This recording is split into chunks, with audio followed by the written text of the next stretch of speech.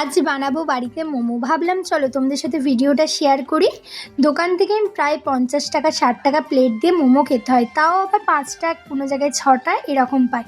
কিন্তু বাড়িতে যদি আমরা বানিয়ে সবাই মিলে মিলেমিশে খাই কম টাকার মধ্যে, তাহলে কত ভালো না হয় বলো।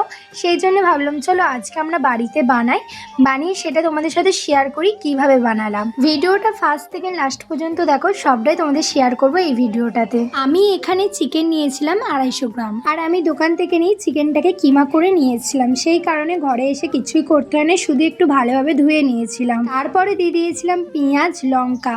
যাদের ঘরে সবজি থাকবে যেমন বাঁধাকপি, গাজর, তারা দিতে পারো, আরো সুন্দর খেতে হবে। তারপরে দিয়ে দিয়েছিলাম আদা রসুনের পেস্ট। তারপরে দিয়ে দিয়েছিলাম সোয়া সস, ভিনিগার, নুন, গোলমরিচ গুঁড়ো, অল্প পরিমাণে বাটার। তারপরে খুব সুন্দর করে মেখে প্রায় 10-15 মিনিট রেখে দিয়েছিলাম। তারপরে খুব সুন্দর করে ময়দাটাকে মেখে নিয়েছিলাম। ময়দাতে দিয়েছিলাম অল্প পরিমাণে নুন, তেল, চিনি।